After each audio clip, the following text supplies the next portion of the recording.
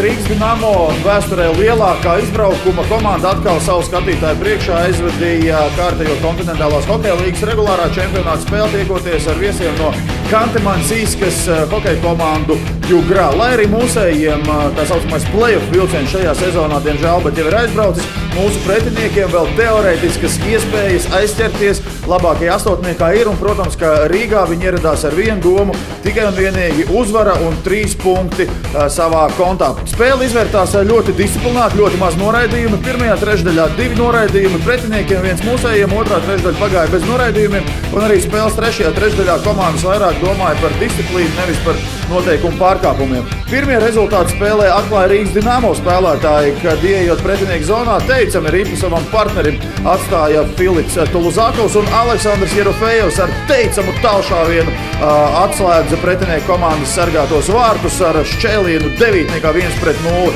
Diemžēl rezultāts izlīdzinājās trešajā trešdaļā, kad sākotnēji Roberts Lipsbergs tika noraidīts par simulāciju uz 2 minūtēm, un pretinieki veiksmīgi izmantoja skaitlisko vairākumu. Uz kādu mirkli vārtu priekšā viens pats tika atstāts Jegors Ivanovs, un to ļoti sekmīgi pamanīja pretinieku komandas kapteinis Antons Gurjanovs, adresēja viņam piespēli, un tur jau tas bija tikai tehnikas jautājums. Rezultātu uz tablo pārvērst 1-1. Pirmo reizi arēnā Rīga skatītāji varēja sekot jaunā formāta papildu laikam 3-3. 5 minūtēs vārti netika gūti, un saldējs ēdiens jebkurā spēlē, jebkuram skatītājam pēcspēles soda metieni. Šajā sērijā veiksmīgāk izrādījās Rīgas Dinamo spēlētāji un uzvaras vārti Filipam Tuluzākovam. Pēc mača nointervējām gan pretinieku komandas vienīgo vārtu autoru Jegoru Ivanovu, kurš izpildīja pēdējo savas komandas soda metienu, gan arī Filipu Tuluzākovu.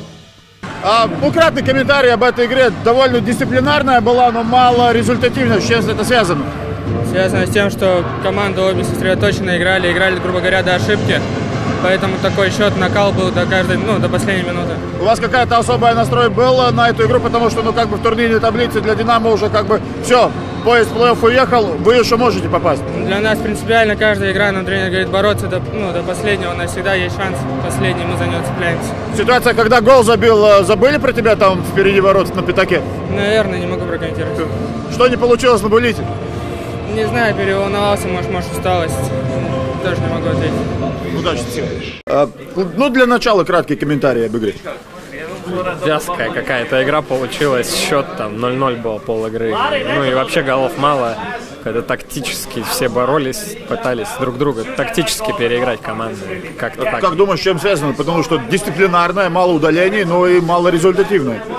Ну да, насколько я знаю, Югра, по-моему, борется за плей-офф. Они, наверное, от обороны больше. Ну и мы стараемся тоже в обороне хорошо сыграть, компактно. Вот, поэтому как-то получилось с обеих сторон так аккуратно играли. И, наверное, отсюда мало заброшенных шайб.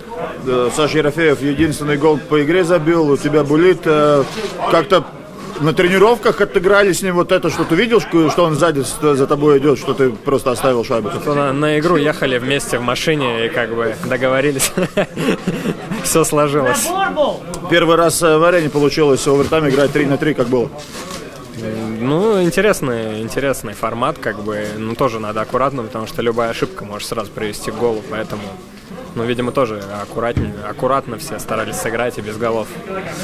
Булит, ты уже знал, что будешь делать, как обыгрывать вратаря? Посмотрел, как мои партнеры били, что вратарь выкатывается, принял решение обыгрывать. Вроде получилось.